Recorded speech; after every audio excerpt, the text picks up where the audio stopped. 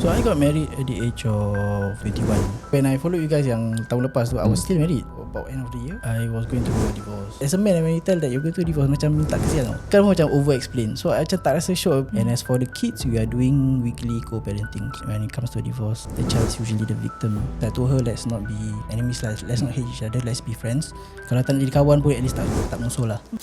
This podcast is brought to you by Sri Kandi Associates. Looking for your first matrimonial house? Planning to upgrade? Look no further. For your property matters, contact Sri Kandi Associates at 8788-3559. And follow them on Instagram at srikandi.associates. Sri Kandi, selling solutions, not promises.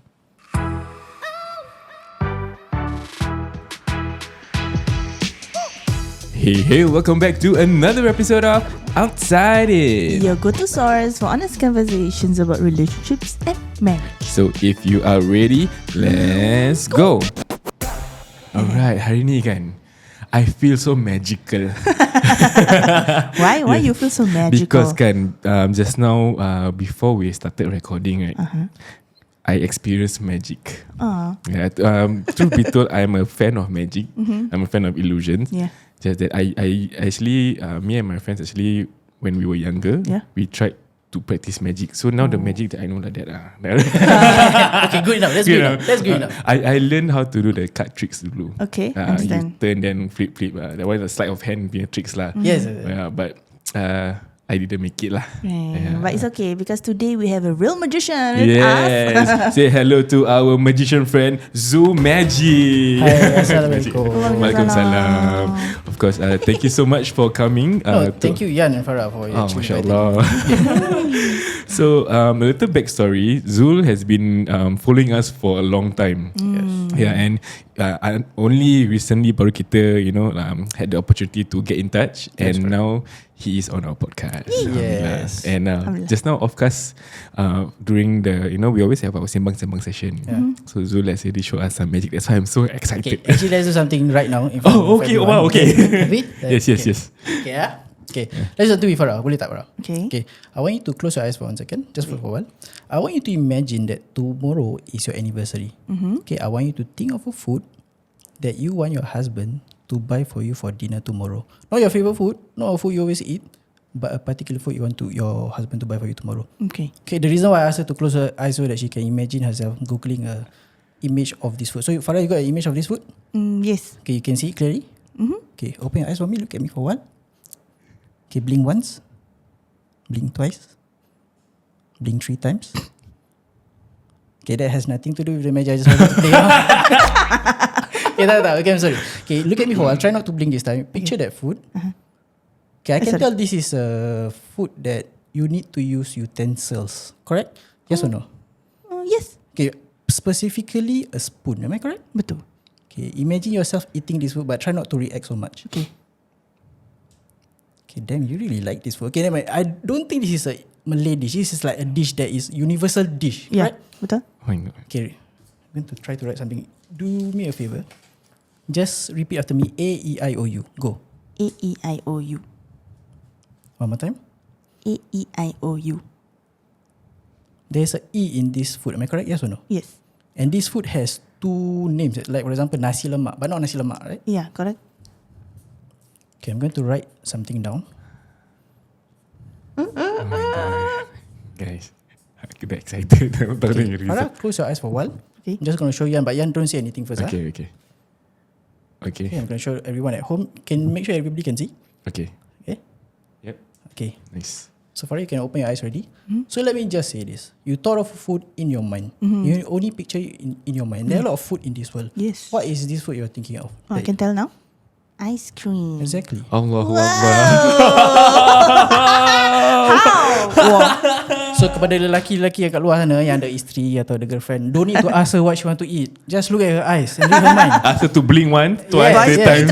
It's possible. Yeah. So what, Yan, you know what to do, eh? Yes. When it's our anniversary, I just get for ice cream. My goodness. I'm helping you actually. You Yes, know? thank you. Oh my goodness. You see what I did there? Oh, thank you, man. Thank you, bro. Oh wow. Okay, I know what ice cream you want. Sticky chewy chocolate. Yeah. Sticky chewy That's chocolate. my magic trick. Oh my goodness. Whoa. So yes, that is what you guys have seen. Just a little bit magic. We got a bit more previously lah, of course kan. Yes. And it was an amazing trick that he did for us. Wow. Kau tak dapat tengok, sorry. But of course, first and foremost, thank you for being here. Thank you for amazing us with some magic tricks even before we started the podcast. Thank you for having me. Yeah, alhamdulillah. Yeah, so today punya acara di OUTSIDEIN is a little bit special pasal number one, we have a magician for the very first time. And we want to also learn more about Dzul as a magician and his life yang korang mungkin takkan tahu lah. So we'll see how the episode goes. But of course, maybe before we actually delve deep, maybe you can actually introduce yourself to our listeners. Okay. So hi, Assalamualaikum. Nama saya Muhammad Zulfikar bin Harun, lebih dikenali sebagai Dzul Magic. So I am actually a social media magician. Social media magician. Magic tricks on social media. Of course, I started doing magic since I was 11 years old, learning magic since 11 years old. Wow. So it has been berapa 17 years. yeah. 17 years. So at the beginning, I actually didn't plan to become a magician. Actually, I just wanted to be the guy who can do magic tricks. Right. Okay. Yeah, but there was one particular night where I post a magic video kat Twitter. That was the old Twitter. Kira that was before Twitter became X. Yeah. So and when I posted that video, it became viral. But waktu tu the word viral haven't really existed yet. It was more like trending. Yeah, it was trending. It's trending. So that's where I realized that okay, social media can be a platform for me. So from Twitter, I just non-stop post magic video, try to do some kind of magic with my own creativity. Then langsung ke Instagram. Lepas tu baru-baru saja then I just started TikTok. Yeah, so it has been a very nice journey lah. One of the best thing that I've become, I've actually achieved as a magician is I get to meet a lot of people. So one of the people I met that I'm very proud to perform to is Aaron Aziz. Then, I think I saw the video you posted. OLG also. OLG, Yeah. OUTSIDEIN podcast. Korang kenal OUTSIDEIN podcast? So yeah, it has been a very amazing journey. I think I get to meet with a lot of people, a lot of amazing people. So Do you have any memorable macam places or feedback that you got while you are doing magic? Got. Scary ones lah. Most of people actually find it scary when I do magic. I don't know why. Padahal macam okay lah, I can understand lah. Maybe because it's something that I don't really try to focus on, which is macam the scary part. I try to make it as an entertaining thing. Yeah. And the reason why I do magic, a lot of people ask me why I do magic, is because there's two reasons. Number one is because it's a special kind of happiness. You know, when you see a good magic trick, like you will get amazed, you will get a smile, you will laugh, you feel scared. So it's a special kind of happiness that people don't get to experience every day. And I try to bring that to people. And number two is recently I just started doing this kind of mind reading stuff. It is because to so-called relates to mental health actually. Because what you think is what you become. And what you become is what your lifestyle will be. So you create your thoughts is actually creating your entire reality though. Wow. Yeah. So how do I say this? Macam I wish my magic tricks can make people problem disappear. I wish they can forget about their sorrow, their heart pain. But unfortunately, I'm also manusia kan. I also have my own problems. So no, I cannot settle all your problems. Tapi what I can do is I can create more happiness and more positive touch, so that you boleh kurangkan you punya rasa negatif tu dan focus more on the positivity of this world lah, or this life lah. Wow, your niat behind your magic itself, I think memang is a noble thing that you have to entertain people, to make them not feel sad in a sense, kan? Yes. MasyaAllah. Yeah. But this one is I personally very curious because bila I tengok magic kan, especially when I was younger, there were people macam David Copperfield and Chris Angel, right? Mind freak. Yeah. And then usually like whenever like I watch with my family ke apa kan, nanti diorang cakap dia ni pasang barang. That's what they know. Yeah. So I mean macam takkan nak tanya Do magician ada have barang ke magic, tidak kan? Dia baru cakap Assalamualaikum. Do magicians have black magic, is it? Okay. I get that question a lot. In fact, when I perform magic, people will say those kind of things. Oh, dia pakai jin lah, pakai barang. I have a friend that campak garam before. I was just randomly eating, then dia campak garam. Kau magician kan? I just campak garam. Betul. Menutup Tak. But to answer your question, actually I don't really know. But as far as the secret behind my magic ni is more to psychology. Psychology. And also practical illusions lah. So I don't know, maybe betul that there's some magicians out there that betul-betul pakai black magic. Kita pun tak tahu. Tapi as far as I know, I want to sedawa actually. Silakan. Magic one. As far as I know, what I'm doing is just illusions lah. Illusion. The thing is, that is what I'm trying to touch in our Malay community, because our Malay community ni, most of them still think magic is a taboo. Okay. But because of the internet, right, they have actually revealed some tricks. Yeah. Some basic magic tricks lah. When I was younger, there was this mask magician guy. What is it called? I can't remember. Mask magician lah. Yeah, the mask magician. So magician. he revealed tricks behind all the magic. Yeah. So the story behind him, can I cerita sikit? Yeah, of course. So he is actually a real magician. Yeah. His name is Val Valentino. Well, Valentino. Okay. So he is actually a real magician, and in the Malay magic community in the US, there's this competition where all the magician can perform and all that. So dia tak menang. So he didn't win. Then what happened is he revealed tricks dia rasa geram. So he wear mask. So basically those magic tricks that he revealed is his competitor's one. That's the rumors lah. Oh my god.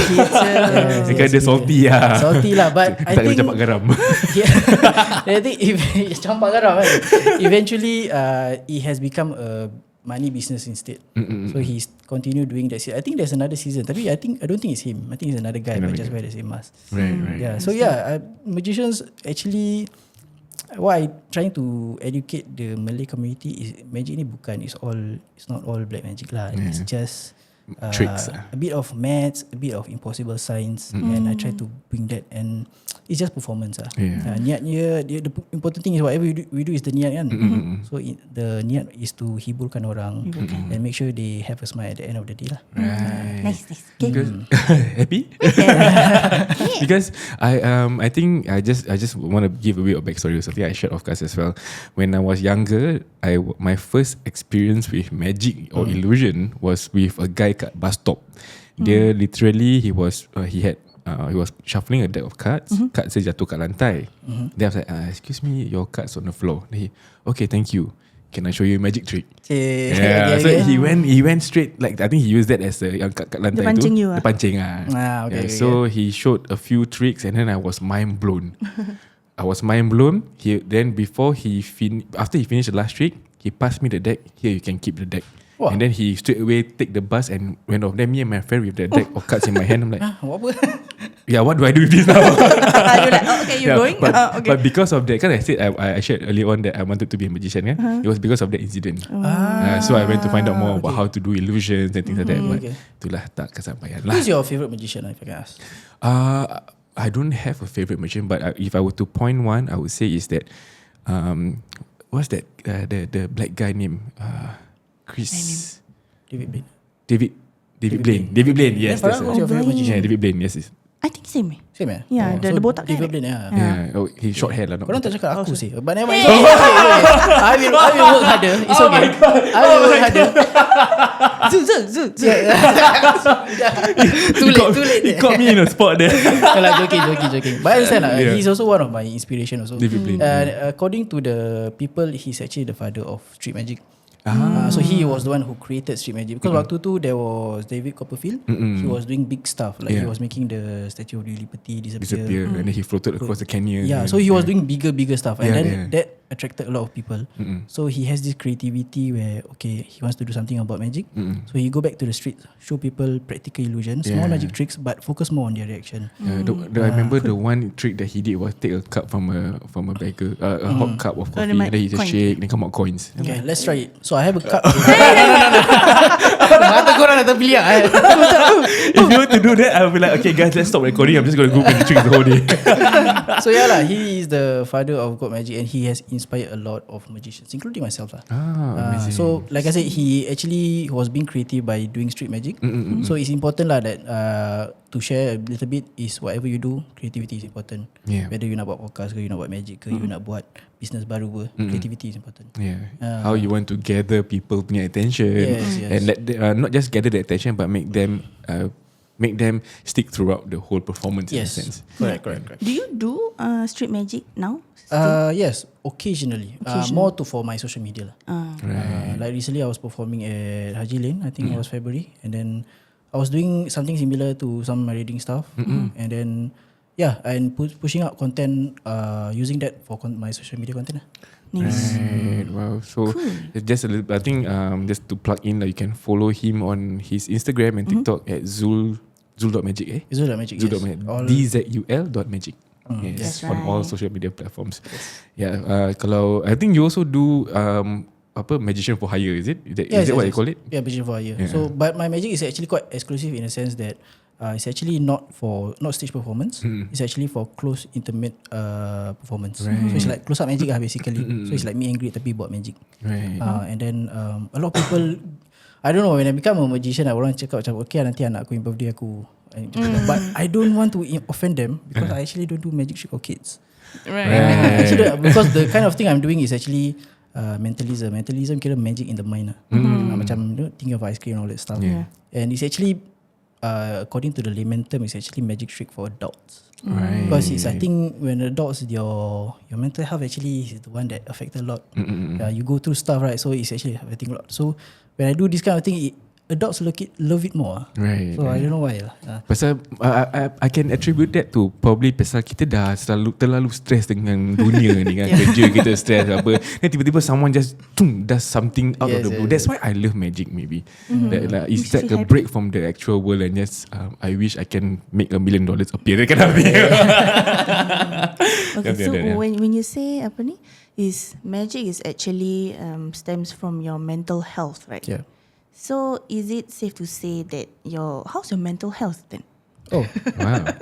recently ke macam mana? Yeah, maybe you can share a bit. It's a bit of a. Currently, my mental health is okay. Alhamdulillah. Magic has been my coping mechanism. Yeah, and magic is the only thing that currently makes me happy, besides my kids. And that is why I love to do magic lah, because magic makes people happy, right? So making people happy makes me happy. Right. So in a way, I was going through a difficult time last year, and then I had to perform at this wedding.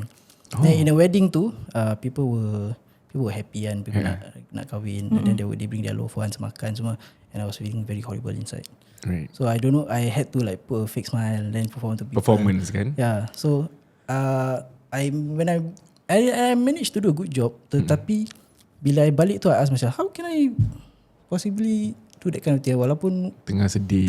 So that's where I realised about myself lah. Like I generally love people. And number two is I'm just passionate about magic and I just want to share that. So it doesn't matter what I'm going through, it's more to others lah. So with that being said, let's get to know Dzul a little bit more lah. So currently, maybe a bit of a backstory is okay. Of course, we shared a bit lah. So I understand that Dzul just now mentioned he has children. Yes. He has kids. Yes. So maybe you can share perjalanan hidup you. When did you get married, or those kind of details for our listeners. So I got married at the age of 21. Oh, 21. That's young. I was very young. So very young. I got married. Why I got married? Because I was in love, and then I was being responsible of whatever mistake I've done, and then I have enjoyed it, my marriage for coming to 6 years. So it has been, and my marriage ni is the most something that I really treasure the most because I learned a lot about myself. I learned a lot about my ex-wife and myself. Yeah, especially since you're so young, right? Yeah. And I learned a lot about life, and I had children waktu tu. So it's very a bittersweet journey. It has been a very beautiful journey lah. And yeah. So what I have learned by getting married early is you need to have patience satu. Because when you get married at a young age kan, bila you nak start a family tu, you will have a lot of financial problem. Okay, especially if kalau kita kahwin muda and then kita tak have a proper stable job in a sense lah. So that was what I was actually going through. So so let's say example I'm 30 right now. Then I work at a government job. Okay, and then I have a motorbike. I got driving license tapi tak ada kereta. Okay. Then my tunang, example lah, this is just example, my tunang is a nurse. Okay. Also got driving license also. So bila kita kahwin tu, the struggle is only first 5 years. Because maybe the first year okay ada baru kahwin nak pindah rumah, nak apply rumah, then second year dah dapat rumah. Third year maybe ada baby.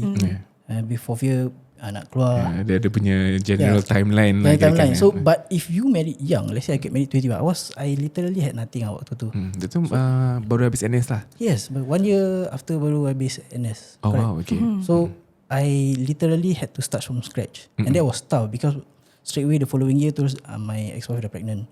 So it was very hard to juggle a lot of stuff. And then waktu tu I was the only one working and all that stuff. So the struggles was longer than 5 years. Faham. But Alhamdulillah throughout the 3rd year or 4th year during the COVID period, it was okay because macam kita punya senang bukan senang sangat, kita punya susah pun bukan susah sangat. It was like a day-to-day kind of kais pagi makan pagi kind of situation. As time goes by, it's a little bit easier. Tapi tak adalah it's something to celebrate. Dia bukan kaya mana pun, tapi dia punya susah pun bukan susah mana pun. So it's about okay gitulah. It was nak cakap slightly more comfortable as how it was in the first year lah. Correct. That's the right answer. Okay, maybe I nak tanya sikit. When you got married, because you said you were in love and things like that kan when we were young, because we have received a lot of DMs and questions stating that is it too young to get married? So I mean, based on what you mentioned, the only factor from what I see is that you mentioned that there wasn't any financial stability when you get married. So seandainya let's say lah you were a child that was given a silver spoon, dalam bank account ada 50,000, would that have been a better start to your marriage life when you were younger, in your opinion? I think you would. Tetapi tak syok because that 50,000 just come to my lap kan. I didn't work for it. So I think as a man you won't feel you will take the money of course, tapi you takkan rasa puas. Right. So I always advise my friends yang nak kahwin dan it's good to get married in your late 20s or when you're 30. Because when you are 30, when you get married at 30 kan, from 20 years old to 30 years old, you experience 10 years of everything. Right. You get a job, you change job, then you learn about life. You may probably go to some relationship. So when you are 30 years old, you can actually lay out to your partner what you want. Right. You have more direction in a sense. Then you can boleh cakap what you like, what you don't like, what you expect from the marriage. Not saying macam kahwin, not saying don't get married like what I did. Boleh kahwin muda, tapi you have to be patient. Siapa yang cakap Syam Rahman, I think he said in the podcast or kat TikTok, he said apa, comparison is the thief of joy, and that's very true. If you compare diri you yourself, you and your husband wife to other couples, susah. You can never be happy. So if you keep on comparing, even individually lah, macam you tengok kehidupan dia ni macam best, maybe you say to yourself, oh sucks. Faham. So it's a thief of joy lah. You have to be thankful, and you have to always wake up and see your problems as opportunities. Right. That kind of mindset is really something yang not many will be able to easily practice lah, I would say. The gratitude. Yeah. So with that being said kan, I want to understand, okay, apart from financial, because you mentioned about how comparison to thief of joy kan. So now that when you got married when you were younger too, at the age of 21 and all that, were there any examples that you had to lead, that to follow up ke macam, or like were you like just thrown into the pit and said no, you are just gonna survive as a young married couple with your wife back then? It was a bit of both. So one of my example is of course my own parents, and then that time my in-laws, and then who was my favourite example lah? So Jimmy was my example actually. He was here kan? Yes. So because he has this waktu tu dia baru start dia punya page apa, Diari Ayah. So at that time I was already a father. So I love how he treat his daughters waktu tu. And then I follow that example lah. How it really it becomes an emotional thing when it comes to kids kan. So I learn a lot how to become a better father day by day lah by watching his videos. So, and there are also others lah, other male celebrities that I look up to for those father figure celebrities lah, or influencers. Right. So it goes to show like even being a young husband and a young father at a point in time, dia tak salah kalau kita nak take examples from other people. I mean it's advisable to be able to look up to some father figures that show good examples lah.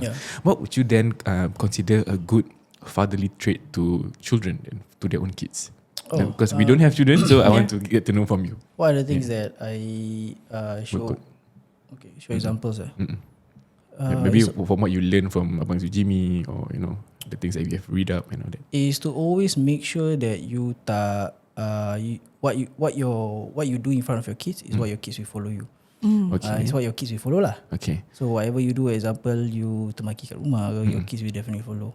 Okay. And then if you want to show anger, if you have a problem with your partner, you have to make sure it's appropriate time to talk about it. So kadang when I think I'm sure you guys experience, kadang when you guys just want to have a conversation, end up arguing kan. Yeah. So one of the things I've learned is that sometimes when I have a conversation with my partner waktu tu, it might lead to argument. So make sure if you want to have a very clear communication, make sure the kids are not around lah. Right. So those are one of the things that I learned as a dad, is because you need to show a good example in front of your kids. Right. Yeah. I think talking about that, whatever that you do in front of your children can be one day they might replicate whatever that they see. Because we even as an educator, we need to what I learned back then is children tend to mirror the behaviors of those that they spend time with. For example, parents, teachers, friends, and whatnot. So just this morning itself, I was looking through a video. I came across a video. Not my video. No. It was a very sweet video where this little girl for the first time saw her father without a beard.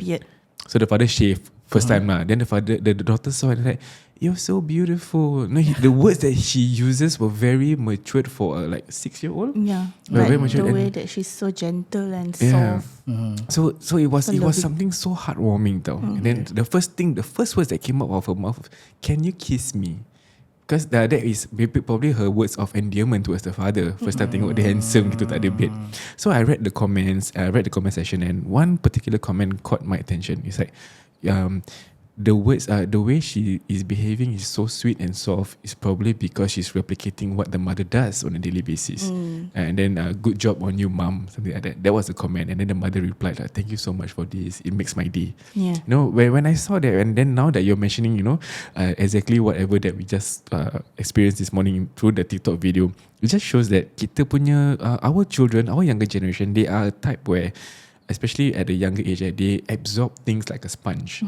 Yes. So and then I think at the age of 3 or 4 or 2 or 3, if I remember correctly, is the period where they parrot whatever that the parents do. The parenting phase. Okay.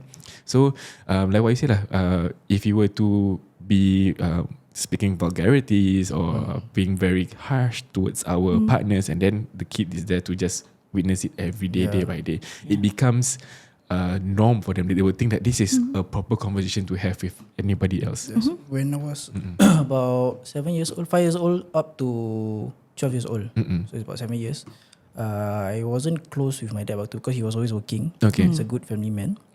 But what I always noticed about him because I don't really have like a conversation with him as a kid, but what I realized and I learned from him is he shows example. He talk less but he show example. So he always pentingkan dia punya solat lah. So when I see that, I know that growing up I just want to be like him. So I have and end up being the same exactly like him also lah. Macam pentingkan, and then he also put me in religious classes. On Saturday he would put me at tuition mendaki. Then Sunday was madrasah. So if you think about it, I don't actually get to wake up late. I always wake up early because I have Monday to go to Friday school. Monday to Friday school. Saturday then Sunday. tuition. So at that time I was like, apa ni, asal aku tak pernah bangun lambat ni. But when I grow up, I think he actually raised me well lah. I can say that. Thank you, Ayah. Thank you, Ayah. Sweet. Because I feel that there are many different. Okay, of course, no matter what a parent does for a child, correct me if I'm wrong.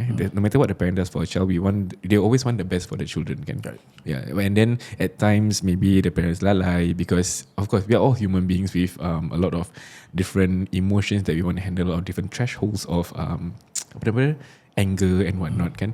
But sometimes, like for example, if I say, did I have good examples growing up? Probably I might have, probably I might not. But it's only when I got older that I realized whatever that you're mentioning, when I get older that, this is what my parents are doing. Because when I was younger, probably I didn't feel takkan rasa. Takkan rasa kan. And then for children out there, kadang-kadang kita muda-muda, especially teenagers, we will never be able to fully understand why our parents did what they did. And we tend to take it for granted. Yes, exactly. Yeah, it's only when now that I'm married that I have a wife and I see a different family dynamics, and then I'm like, walaupun mungkin tak sama family kita, but I see certain things and then I take it positively in a sense. Yeah, but of course, whatever that I was when I was younger, probably it was. If I didn't correct my behaviour back then when I was younger, mungkin sekarang tak ada podcast lah. Macam gitu. In a way, I would say that kita mungkin diberi hidayah untuk belajar from whatever that we're learning. So the earlier we catch on to whatever that we're doing, the earlier that we can change our negative behaviour, I feel that is in a sense can make a positive outlook closer in the future lah. So what we normally share with my friends or advise them if they ask for it is kalau nak kahwin muda boleh, tapi you need to be sabar lah, because zaman sekarang budak suka apa, diorang nak instant gratification. They want something, they want it immediately. Like for example, when you order something kat Shopee, it doesn't come straight away, it take a few days. The earliest is probably 2 days or 1 day 2 days kan. Macam experience je. Tiap minggu ada benda. Kejap orang ketuk je. So macam you need to be patient with the time, because baby steps. Even baby bila nak keluar, it takes 9 months. Right? So true. Everything takes time. If you want to get rid of your financial difficulty or you want financial freedom, okay, you have to be sabar. Definitely. You want to be a pro magician, also kena bersabar. Yes. 17 years. 17 years, mashallah. Yeah. Are you okay? Yeah. Okay. So now that you why we actually the reason why we actually have Dzul here is because not just because he's a magician, or not just because he's a father, but he went through quite a few things, quite a fair bit in his life, that we feel that we want he will have a lot of positive impact on lessons learned for all husbands or wives out there. So maybe we can share a bit more about what went through, because you mentioned earlier on you had a rough patch last year. So I was actually going through divorce. So when I follow you guys yang tahun lepas tu, I was still married. Okay. Then bulan 7 waktu tu, then bulan 10 end of the year, I was going through a divorce. So when I was going through a divorce, it was hard waktu tu, because I didn't know who to tell. Right. And then I don't know how to tell. Okay. Because people know that I love being a husband. People know that I love being a father, and I'm proud of them. So bila waktu tu I was going through that divorce tu, I don't really know how to explain to people. Right. So normally when people ask me, where's your wife? I will just create this joke. I make her disappear. Was magician lah. Kena joke. So kalau those yang faham tu faham lah. Yang tak faham tu okay, eventually they will understand. So it was hard, but slowly I tell the people closest to me first. Then eventually they also advise me, maybe you can start by saying, okay dah jadi single dad dulu, don't talk about the divorce. Because sometimes when I tell as a man, when you tell that you're going to divorce, macam minta kesian tau. Right. Then sometimes bila ceritakan macam over explain. So I macam tak rasa sure. At the beginning I tell the right people, tapi eventually macam nak bilang orang lain macam Right. Especially when people ask you, start to question you, seseorang. Yeah, that's exactly what people ask me. So the current situation now is I am staying with my parents. My parents are where I used to stay when I was single lah. Right. Then as for my ex-wife ni, dia tinggal kat our house, so I gave her the house. Okay. And as for the kids, we are doing weekly co-parenting. So 1 week here, 1 week there. So example this week, today this week, the kids are not with me. The kids are with their mum. That's why I can come here do podcast. So every Sunday is the day where I either send or fetch my two wife. My two wife pula. My two kids. Ya Allah.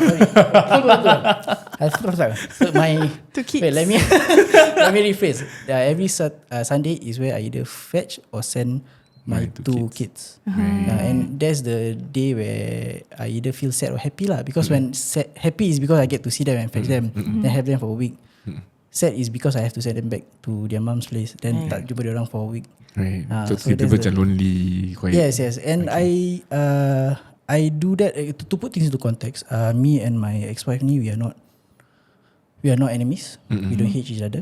We are friends. I told her let's not be enemies lah. Let's not hate each other. Let's be friends. Kalau tak nak jadi kawan pun, at least tak musuh lah. And the reason why I keep it that way is because at the end of the day, she is still the mother to my kids. Yeah. At the end of the day, my anak-anak cari dia orang juga. And until now, I can still remember how she gave birth to my kids. Like for my first one, she had a tough time to keluarkan because it's a sacrifice. I was in the ward room with her. And then I can see her experiencing the difficulties, and she almost lost her life. So 12 and 13 doctors were coming in to help her out. Allah. And then I nearly saw that. And when my second boy keluar tu, I was scared when she was pregnant again with my second boy. I was afraid the same thing would happen. I was afraid to lose her lah. I don't want her to. Waktu tu masih sayang lah. So I was afraid lah. So I can see her. That is something that I really, really appreciate. And I totally respect. And when it comes to love, between a man and woman are better. Women are better lovers lah. So that, which is why Allah jadikan wanita seorang ibu. Sebab kasih sayang seorang ibu tu tak boleh dibandingkan. Macam my mother juga, how my mother love me and how she unconditional. Accepted me back after my divorce. So it's the same thing lah. So we are doing this weekly co-parenting and it's been going well lah. But we also make it this point. I'm losing breath. Take a break. We make it this point that kalau let's say the kids are with me and she misses them, so we can just video call lah. Kalau tak video call pun okay, ambil video lah at least. Right. Just to see them, updates on them lah. Update on them. Okay, now I want to pull back a bit about what you mentioned about in the delivery suite with your ex-wife back then. Because I understand that giving birth is life or death situation. It's something that I haven't seen any. My wife's not pregnant yet. We belum ada anak. But it's because of this particular thing that childbirth is a life and death situation between the mom and the child. And then now that I think you are the first one that I would want to ask this. What you mentioned that you experienced your wife almost losing her life back then. So bila perasaan tu kan, you see her in that state kan. Were you what was exactly going through your mind? I want to understand that. Number one, of course I didn't want her to lose her life. Number two is I was telling myself that kalau anak ni keluar, I will do my best as a father lah. And I believe I have been a good father. I haven't really forget about them, even though we're going through something like this. And waktu tu there was a lot of blood coming out. That was all I remember. And then when my anak terus keluar, then I just do the azan, and that's where I know that it's a life-changing moment lah. That's why that life is not going to be the same anymore, and it hasn't been the same lah. So it's a very life-changing situation lah. Because this is something yang I think as years go by, I think what husbands or fathers tend to forget is that the one that go through childbirth is the wife or the mother, for example. So I want to emphasize on this issue of being for those who are married. For those yang kadang-kadang, because we receive too many DMs that I feel kenapa. Why are these ladies going through such a situation with their husbands, for example? Kadang they don't feel connected with the husband. The anak husband dia buat bodoh. These kind of things that we have been receiving, and it's sedih to me, because like you just heard from Dzul himself, he saw the difference he saw the pain that the ex-wife was going through. Tak bila dah fikir balik, bila your wife complain macam itu, tak rasa ke? Tak rasa macam I feel bad kan? I feel that I did it to her gitu. I feel I did that to macam I'm the reason why she's going through this. Going through the so pregnancy. That's why bila anak tu keluar tu, I had to change my mindset. I have to appreciate her a little more at that time. And then just change my attributes totally lah. To become someone that will, because you see the person beside you, for example, then tiba-tiba dia dah macam lifeless and things like that. And it changes a person's mind. Correct. Kan? So I don't know when. Which is why I sampai sekarang, walaupun my marriage has been 5 to 6 years, and those are one of the few years that I totally treasure, and that is why I don't want to have like a bad blood with her, because our child is half me and half her. So if I will talk bad about her or she talks bad about me, then it will definitely affect her, affect the kids. Yeah, definitely. And and I have heard lah that when it comes to divorce, the child is usually the victim, and they are immediately true. But we are trying to, because between me and her, we love being parents. Yeah. To the point where sometimes when waktu kita marriage tu, kita masih kahwin tu, kita can feel some kind of tension tu. Because we know, both of us know that okay, there are some things that I'm good at, there are some things that she's good at. That's good actually, but it can be bad, especially during after a divorce. So we try to work things out lah. With just communicate constantly. Yeah, and just keep in touch lah, but only for the kids lah. Yeah, because after all, like you said lah, I think even one of our guests, Wani Gomez kan, she also was going through co-parenting situation as well. Yes. And I feel that what you guys are doing is something that is very, very healthy in a sense for the children, because they are, like you said, they are part you, part your wife. So they need to, they have that. I mean, of course, this is only when things are being healthy between you and your ex-wife, your ex-partner. Because kalau tak ada that healthy relationship that you are going to work towards, then it's a bit hard for the children. Because I also, once again, another comment that we've seen is, kalau partner dia is a toxic, abusive partner, and then the abuse anak-anak macam mana, do you still give them the co-parenting kind of rights in a sense? Dah lain cerita lah. Yeah, that one is definitely something yang kita, even as a whole community, if you know someone is abusive, that's why we need to protect the kids. But Alhamdulillah, your situation is that both of you are looking forward to co-parent. We are looking forward to spending that 1 week with your children, right? Correct. Yeah.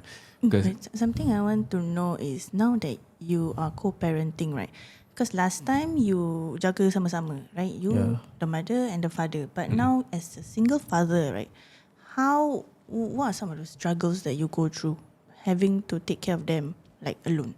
Okay, so first of all, to give a little bit of picture is, now I'm staying with my parents.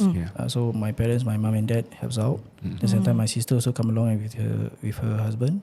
Then they also have a helper. So I have a team at the house. So I'm a bit okay, because sometimes when kadang-kadang bila the kids are with me, I got some magic show to do, I got some work to do kan. So my mom can help. So that is something that I totally appreciate lah. But as for her side, I believe she's staying all by herself.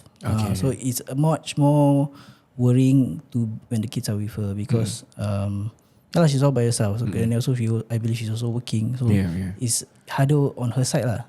So to me, what was your question? Sorry. What were some of the struggles? Some of the struggles because I'm actually an angry father. Angry father. I'm not really like I'm not a perfect dad lah. I actually, because waktu kita masih berkahwin tu, because my children are all boys, so I'm the one who give the discipline and tegas pada diorang lah. As for the mother pula, dia yang manjakan, dia yang beri kasih sayang. So when I'm becoming a single father tu, I actually tone down my anger a little bit. I try to understand, and this is something that not everybody knows. But my child, diorang they are 4 years old and 6 years old. They are actually going through some kind of delayed development, slow development. According to the doctors, they have some kind of mild autism. But me and their mom have discussed, and we believe that they just need time. So the 6 years old too is going to primary school next year. So I'm a bit worried actually. So I don't know how it's going to be for him, but insyaAllah, I think with time he will gradually grow lah. So as for my youngest tu, yang paling worry, because he's 4 years old, but he is behaving like a 1 or 2 years old. Belum tahu berbual pun. So that is one thing that I totally, that's why I feel that when it comes to the divorce tu, it affected me not because of myself. Because I'm an adult, I can take care of myself. I can take care of control myself. But anak-anak saya tu, they are still below 10 years old. To them whether they be able to understand this whole situation. So I believe one of the struggles was actually my children. They were going through a difficult time. The January and February, they were this year lah. January and February is because when they are with me, they want their mom, so they actually fall sick a lot. So macam rindu mak dia sampai sakit. I believe it's the same over there also lah. When they are with their mom, they want me also lah. Tak biasa kan. So those are one of the struggle. And what I have learned so far is, okay, let's talk about the divorces lah. So what I've learned from my divorce is, kalau Allah boleh ambil sesuatu dari kita, dia pasti akan gantikan dengan sesuatu juga. And since dia yang maha berkuasa, maha besar, apa yang dia gantikan is surely lebih baik untuk kita daripada apa yang dia ambil tu. So it's more to that. And also another thing that I've learned is when it comes to this world, whatever that has happened to us, it's not about what happened to us, but it's more to what we do next. Right. So it's like example, you baru kena buang kerja, what do you do next? You baru dapat won $1 million, what do you do next? You just lost a loved one, what do you do next to leave their legacy? So those are one of the things. It's more to what you do. It's always your next move that matters. Right. So I have been in a state where I'm really discovering myself, starting a new chapter. So I have been, example, going to the gym. Nak badan sadu macam Dzul Arifin sikit. Bukan Dzul Magic tapi Dzul Arifin. I have been getting my relationship closer to Allah. I have solat 5 waktu tak pernah lepas. And it's because of subuh lah actually. I have, because subuh is really very hard to wake orang up. yang tidur dah biasa tidur lambat. And actually it's because of the itu apa geng subuh macam Jumaat. So it's good move from Donna for making such a big thing to do it here in Singapore.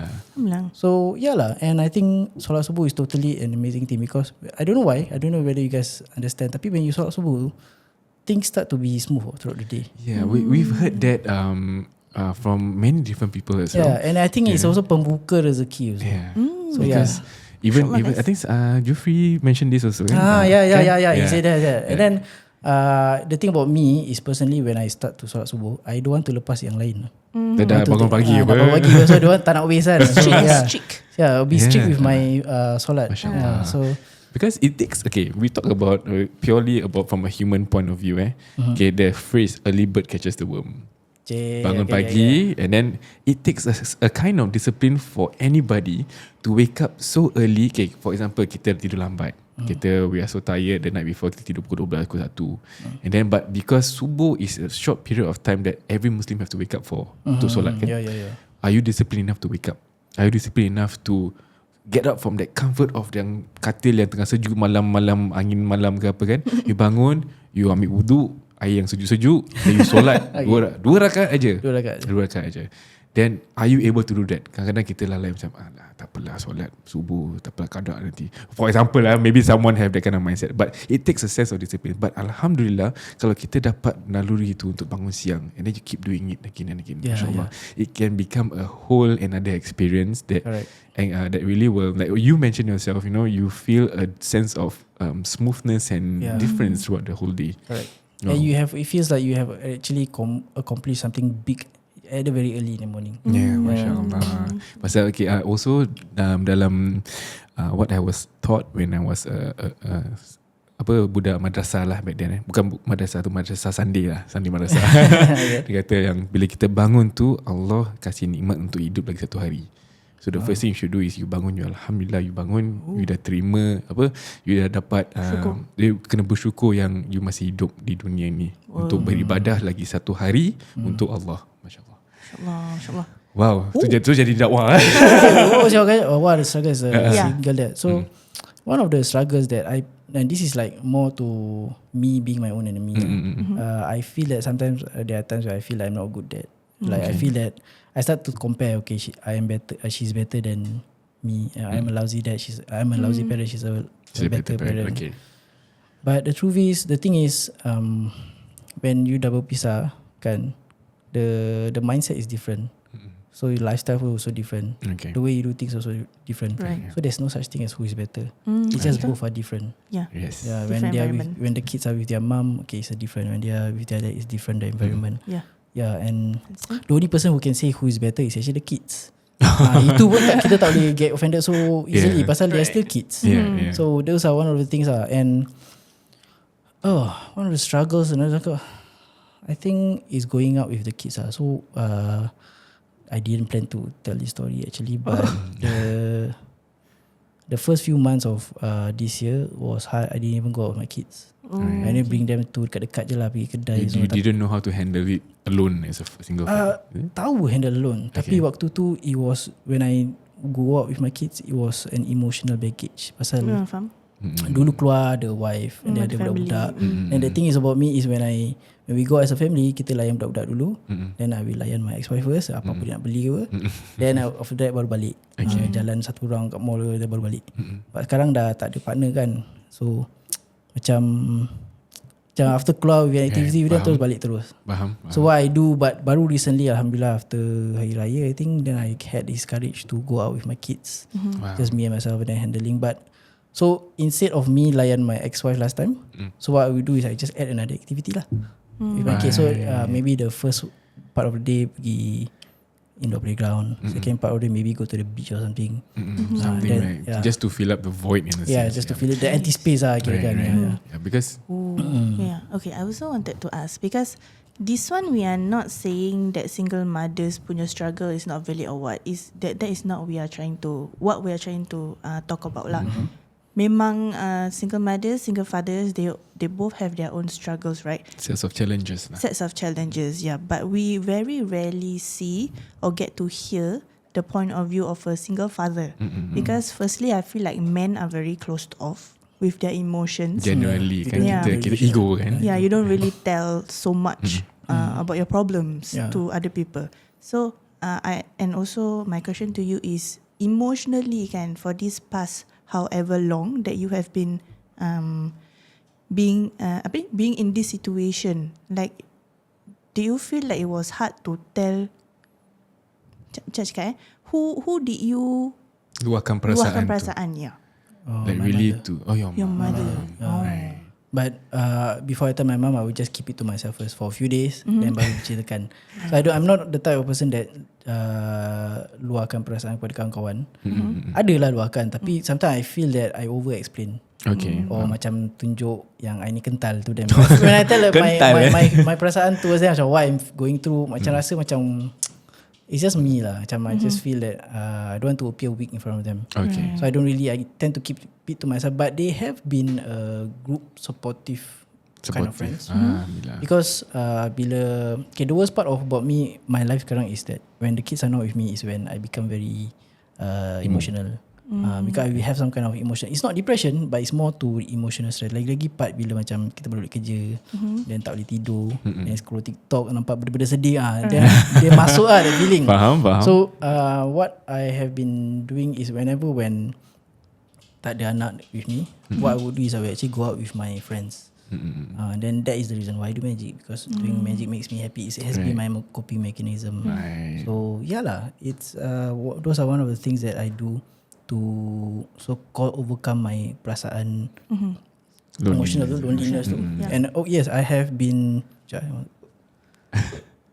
I have been luahkan perasaan with my mama. So my mom has been a good supportive system Alhamdulillah.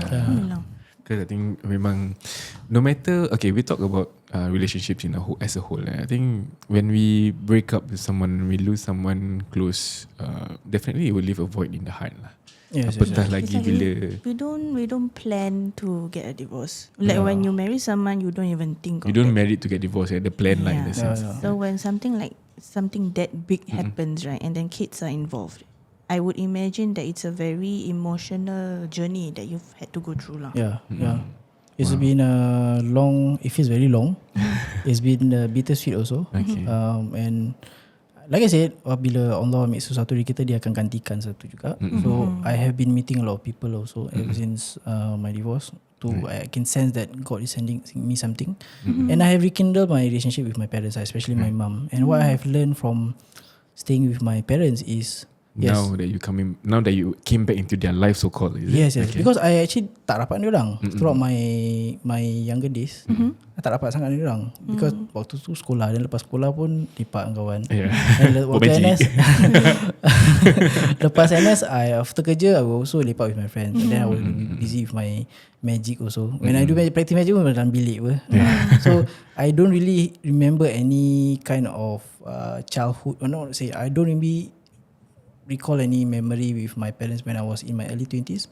But Alhamdulillah sekarang, now that I'm staying there, we have talked a lot, we have do a lot of things together, and then spend a lot of time together. And what I have learned so far is by staying with my parents is, yes, walaupun sekarang dah jadi zaman digital, zaman teknologi, zaman handphone, zaman komputer, but ada lagi banyak benda yang kita sebagai orang muda harus pelajari daripada orang tua, especially our own parents. Wow. So Alhamdulillah lah, it has been a blessing in disguise. Yeah, it has been a blessing in disguise. Reconnecting back with your parents. Yeah. Like, can I actually tell a little bit of story? Yeah, of course. So my mom not happy when I tell this story. Okay. So there was this happened just recently though. Okay. I think one day before you contacted me. 2 days before you contacted me. So I went out. I sent my kids to school. Kan waktu tu the kids are with me. And the beautiful part is my children kan, diorang sekolah kat bawah blok. Oh, dekat lah. So I just setakat turun bawah je. So after I send them to school, I go for a little walk. Like a brisk walk like that to exercise. Malas nak jogging kan. So just take a long walk. Then when I reach home, my mum dah keluar rumah. She went somewhere lah. And then her master bedroom, dia punya pipe putus. So the water was coming out of the room, out of the toilet. So I didn't know. I went home. I went to bed. Tidur jap. When I wake up, I touch the ground. Macam I stand up. The floor was wet. I said, takkan aku kencing Dia macam flooding gitu. It was flooding. It was, so half the house was already flooding. Oh no. Then I thought something happened. I thought she was inside the room pengsan ke apa. Then aku tahu mama. Then nak pecahkan pintu tau. Then I realised, I think she's not. Then I can hear the pipe flowing. So I called my mum. Then she was outside. Then it wasn't her fault lah that she didn't off. It's just that the pipe tu dah pecah. Bocor lah. But why I tell this story is because imagine if I never stay there. I think the house will be flooding already. So the other hikmahnya jugalah they are staying there. So while waiting for her to come back, I actually helped to clean the house, half the house a bit. Pakai magic. Using magic just gitu je tak. What's this? Harry Potter. So lah, macam I feel that it's a missing piece of the puzzle lah. Memang we've said this time and again tau. Kadang-kadang kita the struggles that everybody go through as an individual or as a couple, memang ni semua is aturan Allah yang diberi untuk kita. Allah untuk kita. So this is your challenge that you faced. Yes. And mashallah, I think your outtake on this it's so positive. It's so enlightening that I feel so apa nama dia? I don't know. I'm lost for words right now to see that how amazing your outlook on all this has been. Right. Alhamdulillah. It reminds me of our other episode. The guest said sometimes when we go through life and we are faced with so much challenges, right? Our kepala akan kusut kan. Yes. Yeah. So sometimes it's good to just take a step back and then you zoom out sikit. You zoom out from your life and then you see the bigger picture, right? Then sometimes you will feel macam actually it's not all bad. There are still some positives in my life. It's just that right now this is a very difficult time for me. But then there are other people yang macam your life is still meaningful. Yes. Like what Dzul said also kan. Allah takes something from you, but He always replaces it with something else. Masya-Allah. Wow, guys. So waktu tu lah your sense of gratitude kena be higher. Because it's all in the mind. The mind Chris Angel mind freak. Well, mashallah, it's really an amazing opportunity. Shout out to Raihan Yaakob for pushing us to get in touch with Dzul. Thank you, Rai. Thank you, Rai. And then he also gave us the contact to Dzul lah. And it's a long time coming, I would say. And I think the fact that you are here today to share your story, to share whatever lessons that you've learned is a timely reminder for not just us but for all of you listeners as well. Yang kita ni hanya di dunia sebagai apa nama dia? What's it? We are just guided. We're just running our lives. Aku lupa aku nak cakap tadi. But we really are doing things in the will of Allah. Betul. We are doing things as how He wants us to do. But of course kita kena selalu berusaha, selalu kena niat dengan baik. Like for Dzul, no matter what he struggles, if I did not know of his story, of Dzul's story, I would have thought that he's a guy that has so much happiness in his life. His videos are all smiling. He's doing so much. He's entertaining everybody. But little did we know that behind that smile, that he had a phase in his life that he was going through, and yet he pushed through. He get closer to God, and alhamdulillah today he's sharing his lessons for all of us to learn as well. Masya-Allah. Alah, macam nak nangis pula cakap gitu. Masya-Allah. Wow. And to be honest, I didn't feel like an hour. It is an hour already. It's been an hour. Dah 1 jam? Yeah. Really? Tak rasa kan? No. It's like wow, mashallah. It's really. But also I feel like macam kita every month kan, macam we didn't plan it, But it just so happens that a lot of our episodes semua macam sama theme. So this month punya theme is kahwin muda. Last month is like mothers. Yeah, Yes. Next month pula we didn't actually plan it, but macam cantik ke tak? And I believe diorang kata June is the men's punya mental health lah. So I think it's kena lah. Kena lah. So of course to all of you guys out there, lelaki lah yang mungkin tengah dengar ni, and you feel that you are facing certain things, then you don't feel hurt ke apa, especially as a man, you tak nak luahkan ke apa, you can always DM us. You can always DM Dzul as well to get some magic tricks up your sleeves. Before we leave, do you have another magic trick for us? Yes.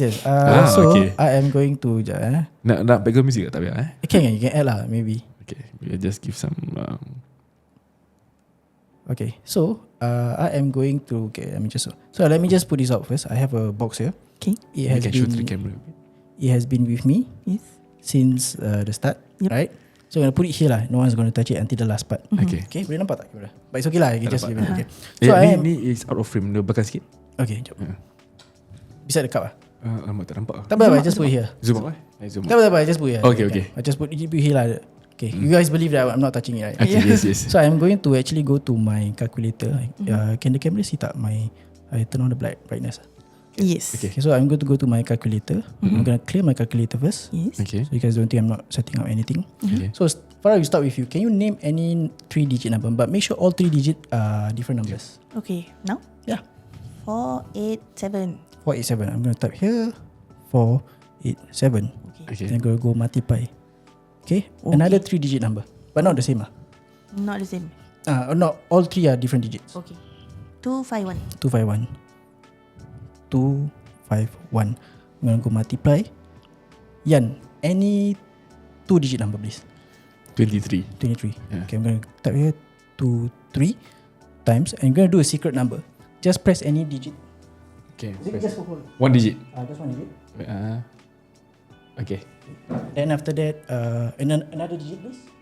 Don't need to press anything. Just press another digit. Okay. Then hit equals. Equal. Okay.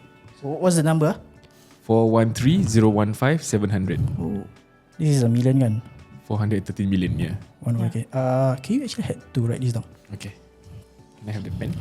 Okay, the tapi 4130. 413,015,700. Okay. Yeah. So maybe just show the camera for a while.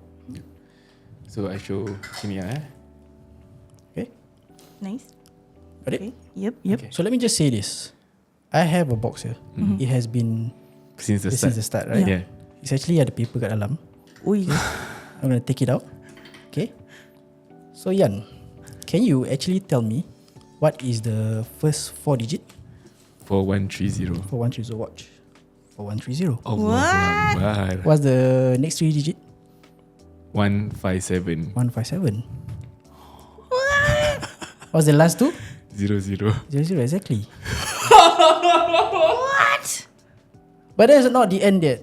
What is the name of this podcast? Outside in. So if I turn the paper around, you guys can actually see. Oh my Outside in. Masya Allah. Wow. And that is for you guys to keep. Allah. Oh my God. Thank you so. I'm gonna show it to the camera. Okay. Tengok. Oh my goodness. Wow. That's just random numbers. Random numbers, guys. Oh my goodness. Dzul. Wow. Masya Allah. Outside in. What? Oh, that is cray. How? Aku lost. No idea. Oh my Wow. God. I'm gonna put this in our collectibles at the back. Masya Allah. Okay, I have one last thing. So it's not a magic trick, Okay. but it's just one of those, one of those night where kita tak boleh tidur, then you're just scrolling TikTok, better nampak sesuatu. And this post has been moving me a lot lah. There are times where bila I tengah rasa sedih, I will just read this up. Yeah, I save it here. Yeah. Mana? There are a lot of photos. Wow. So, okay. So let me just read this out. Hang on. So Sedih ke happy? Was it boleh katakan sedih, tapi it's very moving. okay. Hang on. Okay. So the quote goes like this: sometimes it's better to let go, because action speaks louder than speaker. You are who are you. Ni salah. Sorry. Ya, kelakar punya. Sorry. Ya Allah. Itu kelakar. I just speak louder the speaker.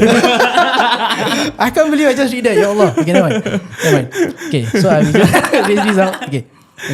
So kehidupan ini penuh dengan kebahagiaan dan kesedihan, penuh dengan kesenangan dan kesusahan.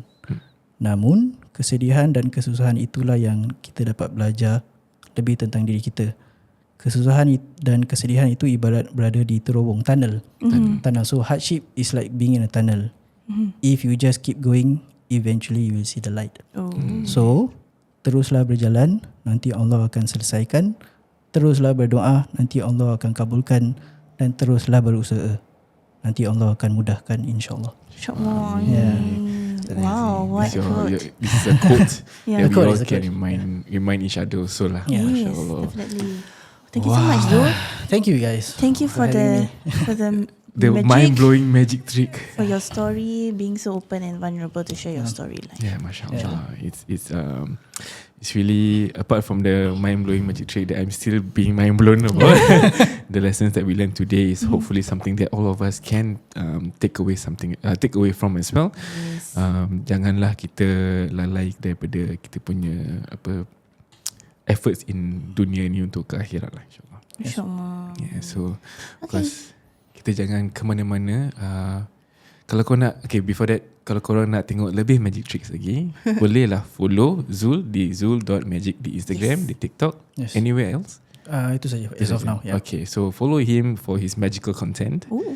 And give him a follow. Yes. Okay, tapi kalau korang nak cari rumah pula, boleh cari Sri Kandi Associates. Yes, you can contact them at 8788-3559 for your property matters. Okay, jangan cari orang lain, cari Sri Kandi je. Pasal Dzul cari magic kan, Sri Kandi untuk property. Okay, jangan ke mana-mana. We'll be back with our ladies right after this. Sri Kandi jangan tak jadi. Alright, we are back again today with our Sri Kandi ladies. Siapa ada di hot seat kita hari ni? Liza dan Ira. Yes, so apa khabar korang berdua? Semua okay? Baik, Alhamdulillah. Alhamdulillah. So far all this while dah berapa lama kita berada sama-sama kan? Apa perasaan korang? Wow. So far. Perasaan kita still camera shy. Still camera shy. Depan kamera je macam tak boleh berbual lah sikit. Malu-malu tak apalah. Pasal I think I can attest to that lah. Pasal bila kita off cast kita duduk sama-sama sembang. Rancak. Tapi bila kamera malu. Kita macam aware somebody's watching. So many bodies. Wow, masya-Allah. But of course hari ni kita nak share sikit tentang more knowledge untuk kita punya young couples out there ataupun orang yang nak beli rumah ke apa. Of course we have our Sri Kandi ladies to give you more information so that you know what you need to do. Of course jangan lupalah kita follow srikandi.associates kat Instagram. So you can contact them juga dekat 8788-3559. Pasal kenapa? If you really have any other burning questions, you can actually call them or Instagram them, DM them. Pasal you can get to know more about this home financial pula. Property lah. Nak beli property lah, kena jual rumah ke. Yes. So of course, talking about buying houses, how do we actually take the very first step untuk membeli rumah? Okay, firstly, right, like last time, there is this thing called HLE, which is Home Loan Eligibility. That was our time lah kan. During our time masih ada. Yes. So, whether you need a loan or you don't need a loan, okay, that is now. Now you don't need a loan or you need a loan, you have to go through this thing called HFE. HLE was back then when people yang tak perlukan loan tak perlu apply. Okay, so that's the difference. Example kira-kira if let's say lah seandainya dalam bank account I ada 700,000 SGD, I nak bayar sekelupuk beli rumah, tak payah nak apply for HLE. Yes. Right. Tapi that was back then. then. But now everybody has to go through this first step, which is HFE. Okay, which stands for HDB. Flat eligibility. Flat eligibility. Yes, HFE. So tak kisahlah you ada 2 juta ke 3 juta dalam bank nak beli rumah, you have to apply for HFE. Yes. Usually all this macam more for like retirement cases where people want to sell their current house and they want to buy habis for the next house. Usually that is for 55 and above. Okay. But if you have money in the bank, then of course maybe better. Yeah, of course. Money in the bank. So previously bila ada HLE, you have to apply for intent to buy. You have to buy. register your intent to buy. Tapi sekarang with HFE tak payah. It's all one stop lah. So from the HFE, so if let's say for retirees, right? What the HFE will tell you is that whether you have already used up your quota for buying new flats. Oh, ada quota. Oh, Buying new flats kan you can only buy 2. oh yeah. Direct from HDB. Right. So okay. in your HFE dia akan letak sana new flat, they will specify whether you are eligible to buy. Okay. If let's say you already use up the quota, then they will say you're not eligible to buy.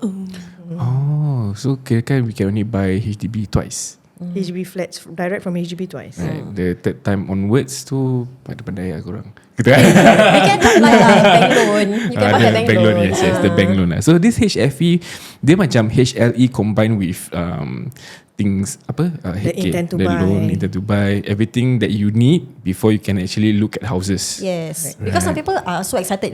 I have cash in hand. I want to cepat-cepat pergi cari rumah. Because I have clients who told me you have to go through this thing first. Then now it will take about 1 month, because of the recent launches, right? BTO launches, so it will take some time to get your HFE approved. Okay. Yeah, so I know you guys are excited, but let low. 1 month later, hopefully they will reply earlier. Then baru we can proceed to look for houses and all that. Okay. Yeah. Because now the HFE they already ask for all your documents. Oh, macam It's dulu not kita cuma kasih CPF statement aja kan, for HLE. So now they will ask for your 12 months pay slip. They will ask for your transaction contribution history. They might even ask you for your marriage cert or your appointment letter. Oh, serious ah? So when you do the actual submission, dah tak payah upload document. Right. So they compile all the steps that you need to take one by one into one process lah. Correct. Okay. So dengan HFE ni, you will determine whether you how much loan you also get. Is it? Yes. Similar to what HLE offered. Yes. Okay. So the most important thing about HFE ni actually apa? It's it allows you to start shopping for a house. Shopping, window shopping. Okay. Now if you approach any agent for their listings, the first question they will ask you, do you have your HFE? Right. Because if you don't have, they will ask you to go and apply first, because you cannot buy. Even if you come and view their units, you cannot buy. You cannot do anything. You cannot Because we offer. want committed buyers. Buyers, Yeah, if you Okay. can offer ASAP, then it will be better for the seller also. Because seller pun nak jual ASAP kan. But you don't have HFE, then we cannot proceed. We cannot sign the OTP. OTP, which is a the document. option to purchase. Yes. Yeah. Kau mesti ingat. So kira kan for example, kalau let's say if let's say lah me and Farah baru kahwin, then kita salah belum kahwin. Lepas tu I kata kita tengok aja rumah, tapi kita tak apply HFE. So kita just jalan-jalan, I go to a seller punya page lah. Apa they call it? Apa? What's their website? Property Guru. Property Guru, yeah. So I can let's say kita tak ada HFE, jom kita tengok rumah impian lah, for example lah. So we will have to arrange a meeting dengan dorang punya agent. Yes. Betul tak? So kita bilang dorang, I want to look at the house lah. Kira-kira macam DIY punya approach lah. But then I tell them I want to just view the house. Tapi I dah datang tengok, tapi I cannot do anything at all. At all, yeah. At Because you all. cannot commit, you cannot offer. We want an offer. Right, Yeah, as soon as okay. possible for the seller. Even Because the imagine seller you only also will. market for like 1, maybe 2-3 months. Okay. Yeah, we just want to get the best offer lah ASAP. Yeah, because seller pun tak boleh tunggu lama apa. Maybe they have other plans to proceed ASAP. Right. So the most important thing kan, pasal time is a factor. Yeah. Yeah. So HFE, the usual process is 1 month, is it? For now lah, For because tengah high demand. High demand, okay. So that time kita punya HLE berapa lama you ingat tak? Tengok. Tengok Property ni semua tak pandai. Pasal kita ada Sri Kandi untuk belajar. Ada tak burning question dalam kepala otak you sekarang? Oh, okay. Kalau I dah apply for HFE kan, dia ada tak macam availability? Macam Eligibility period. macam cakap Expiry. Macam, expiry. Kalau I dah apply tu, by when I boleh make a purchase. Dia kata lah, Okay, because you apply, there's a few steps when you apply. Okay. The first step is the preliminary round. So people thought macam by going that first step, you already submit already. Tapi tak, there's 3 steps. Many First step, steps. second step, third step baru submission. Third step is the result. Result. Second okay. step is the submission. Yeah. Just remember that Yeah. as long as you haven't upload documents, it means you haven't applied. Correct. Okay. Because after the understand. prelim, they actually give you an estimation of what your loan, your grants and everything. So some people dah kat sana dorang stop. Pasal dorang rasa dorang dah dapat. But actually if you scroll down, then there's another one that is proceed to apply. Faham. Macam So my as client ada bilang, I got this. I say, okay. I also macam, okay, good lah. Lepas tu, I belum submit. Belum submit? Jeng. Dia dah bukan HFE lah. Itu cuma apa? That's just an estimation. Yeah. So they'll give you the estimation based on the numbers that you have uploaded lah. Okay. In fact, they will give you a moderate, maximum and a prudent loan. Prudent. The number of years that you can pinjam from HDB. Right. Yeah, the maximum is 25. 25 years. 25. Which is the general maximum 25. No longer than that kan. And 25, and also if must be below 55 years old. Kan. Because after 55 tak boleh loan. Yeah. Can apply for Yeah. it. Okay, Wah, so I have to remember nak kena complete all 4 steps. 3 steps. 3 steps. Yeah. Dah dapat HFE, tunggu they will come in a surat. You can check The from your online email lah. And her question is tadi, what is the expiry? So Oh yeah, we haven't answered. Lupa expiry date. once you dah submit, once you dah submit, after then they will reply you lah. They will send you a message and tell you, your HFE letter is ready. So you go inside the portal. Kat sana at the start of the letter they already tell you, your HFE is valid until what date? There is a specific date. So it usually lasts for 9 months. 9 months. Okay, macam baby lah. Yeah, So- but the thing is, don't wait until your 8th month to start shopping, because your HFE must be valid at the point of submission of resale application. So your submission of resale application is actually usually is about 1 month. Minimum is about 1 month after your OTP is issued. Right. Okay. So dia punya 9 months is betul-betul okay, you apply for HFE is when you kirakan I want to start looking for a house. Jangan macam let's just apply for HFE. But boleh tak orang macam I want to see how much I'm eligible and then just apply for fun? Boleh lah. Boleh juga, Because it's an expiry, you can just use that for just for 9 months, right? So it's okay. Okay. Kalau dah Just- expire, just apply again. Just don't wait sampai baby nak keluar baru you start cari Find barang. Oh, very good example. I like. Pasal baby kan 9 bulan. Lepas tu at the 5th month nak tahu gender. Kalau macam let's say kalau kita macam use example, tak apalah ada 9 bulan lah. Dia keluar, anak ni boy ke girl tak tahu. Lepas tu dah nak keluar besok kali water bag burst. Macam mana tak ada baby Pampers cot. belum Tapi some suka surprises apa. Last minute, boy, okay. But some even have pantang. Jangan beli barang sampai dah. Yeah. Just to be safe kalau anything happens to the baby. Right. Faham. But, Yeah, I heard that before. Tapi ini bukan betulnya baby lah. Ini HFE. Okay guys. It's better to be well prepared lah. Yeah, so you need 12 months of payslip. You need apa lagi? CPF statement CPF contribution. CPF contribution. Lagi apa? Then they will like ask like what you work as and all that. Your personal details lah. Everything you need to log in through SingPass. Because HFE ni, okay, for example HFE, we talk about a bit of calculation Kalau let's say I'm eligible for 300,000 loan, so I can the best advice for someone with 300,000 loan, do I max out this loan ke macam mana? Kalau this is a first timer ke resale? First timer resale lah. Let's talk about resale lah. Okay. Okay kan That question susah nak jawab. Ada 2 questions, A lot of 2 factors. answers. There can be okay. 2 answers. Okay. Kalau you banyak duit, okay lah, bayar lah. The best is to minimize your loan. Yes. Of course. You'll be Right. paying more interest in the long run. Right. It's, at the end of the day, it's what you're looking for. You're Right, looking right. for an investment, then investment, you maximize your loan. Okay. But if you're looking to stay on your own and then you know that your age is catching up and all that, then you try to minimize your loan. Jadi tak payah nak bayar accrued interest ke Yeah, apa. and there's a lot of Yes. things to consider lah. Yeah. I think the best way is to just contact them lah. Contact Yes. Sri Kandi Associates. So kalau korang yang lagi-lagi we know all of you banyak yang dah nak kahwin kan, so nak move to a new house ke, find your first matrimonial home ke, apply HFE. Dah apply, dah dapat surat, dah dapat HFE dah. Call siapa? Sri Kandi Associates. So how do we contact Sri Kandi Associates? You can follow them on Instagram at srikandi.associates, or you can call them at 8788-3559. They can answer all of your questions. So jangan segan-segan. They may be camera shy, but depan muka tak. Yeah, I assure you, very professional. Yes. Alhamdulillah. Yeah, so jangan lupa guys, contact Sri Kandi Associates di Instagram or call them. Yes, Okay. we'll see you next time. Yeah. So with that, let's wrap it up.